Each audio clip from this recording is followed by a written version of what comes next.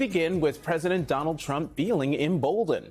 He's coming off a week with a seismic win from the Supreme Court that limited lower courts from blocking his policies through the use of nationwide injunctions, and in the process, pushed forward Trump's plan to end birthright citizenship.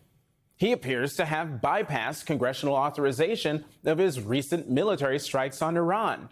He continues to maintain a military presence in California, even though the protests there have all but ended. And as we speak, Congress is moving forward with his so-called One Big Beautiful Bill, which cleared a big procedural hurdle late last night. The question now, how do Democrats fight back as checks and balances on on this president wither and die? Joining us, host of the Bulwark podcast and MSNBC political analyst Tim Miller, and president and CEO of Voto Latino and MSNBC contributor Maria Teresa Kumar. Tim, Maria Teresa, thank you both very much for coming to the weekend. So I'll go to you, start with you, Maria Teresa. So what checks and balances are left to rein in President Trump as he reaches and grabs for more and more power? You know, Jonathan, I'm so glad that the way you framed it was this, that we have three branches of government. That's how it was imagined and has been practiced for the last 249 years based on our Constitution.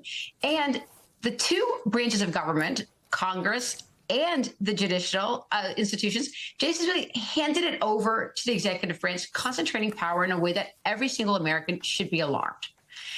When we look at what just happened with the Supreme Court, when we say that he went after injunctions across the states and basically the Supreme Court said, that's a great idea, let's actually remove that, it's not just birthright citizenship that is on the line.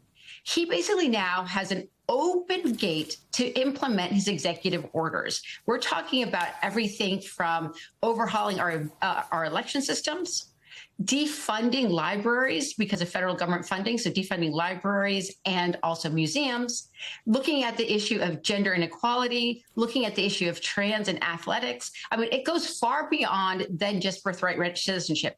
And something that the American people have to understand, every single time Trump goes after the immigrant community, he goes after the immigrant community, the undocumented community, because they are the canary in the coal mine. But he doesn't stop with them. He goes after every single civil liberties of every single American, and this is how he's framing it. And so we really have to recognize that when we see people getting hauled out in the middle of the night, at first it was under the guise of the most criminal, but we are now discovering that the people getting hauled out are U.S. citizens as well. Well, I'll go with Tim. Tim, you did an interview with Zohran Mamdani that made a lot of headlines. And I just wanted to ask you what you think of the result of the race and what it means about the state of American politics, that there's so much energy behind his candidacy among younger voters, but establishment Democrats are not that happy that he is their nominee. Yeah, well, I'm not that surprised that Zohran Mamdani won that race. He was running the most dynamic campaign of everyone that was going for the mayorship of New York. If the Democrats are going to circle the wagons around somebody like Andrew Cuomo, who had to resign in disgrace, who was running like a campaign from 1987, and he was opposed to somebody who had a lot of energy, who was young, who was focused on cost of living issues, which are the biggest issues in New York, who runs a campaign that is, social media focused and optimistic. I was not really surprised at all that Zohran won that race. Obviously, as a Democratic socialist, he's got some pretty extreme positions on a number of issues. So, I think it will remain to be seen kind of how that all plays out. The fact that he was going to come on my podcast and where he knew that he was going to get challenged on that, I think also is kind of encouraging, right? I invited Andrew Cuomo on. He didn't want to come. Zohran, I think, tried to go out and talk to a lot of people who didn't share his views and tried to work them over. So I think Democrats can learn a lot from the tactics of his campaign. Whether or not the ideology of his campaign is the right way forward, I think kind of remains to be seen. Teresa, one of the things, as I've talked to Democrats for months now, really, is the wins for Trump provides a chill for them, right? It has this chilling effect, whether it's on the institutions of the actual government or the higher education institutions, or him going after lawyers and law firms. And chill after chill after chill, the point is to kind of make everyone not move, right? And not do anything about it. So maybe not what should Democrats do, but why should everyday voters, the folks who were out there on No King's Day just a couple of weeks ago, the folks who are going to be out there again in their second kind of rally, nationwide rally, then parades that they're going to have, why should they care? Why should they not be chilled in this moment by the things that they're seeing? Because it's so much coming at them so fast. Well, I think it's actually taking maybe a learning lesson of what happened in the mayoral race. I think one of the biggest challenges that Democrats have right now is that if you were to ask any voter, what is that the Democrats stand for? What is their policy? How are they going to not just stand up against Donald Trump, but basically say that the status quo is not working and move the country into the 21st century with policy? You can't tell them, right? Like, no one knows. But at least with what we found in the mayoral race is that he had a policy position. At least people said, okay, well, I agree with you or I don't agree with you. And as we move forward, why every single American should care is the fact that what is happening right now in the budget that Trump has proposed, you're going to gut millions of children and Americans from Medicaid. You are going to transfer the most money in American history from the poorest of the poor to the wealthiest in ways that we have never seen before. And when someone says, well, why does that matter? I just a picture of how much a transfer of wealth is going to happen just in an industry. We're talking about gutting 13 million Americans possibly off of Medicaid and handing over close to $50 billion to the private detention immigration system, a for-profit company, to incarcerate, for the most part, workers.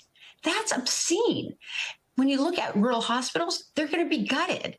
So you could go down the list of how every single one of us is going to be impacted. Let's say, for example, that you're thinking of renovating your home right now, and you were going to take advantage of all of the solar energy panels that Biden had promised you. That's gutted. That's going to be gutted and sunsetted in less than 2 years. That EV vehicle, that's also, you're not going to get any of your cash refund on that. And if you go down the line, it's one of the things that you look at oftentimes. I used to do appropriations a long time ago for the federal government. I have to tell you that what a budget does is that it's a social contract with its citizens. It tells you who you prioritize. And in this case, the American people, the average voter, they are not prioritized in any of it.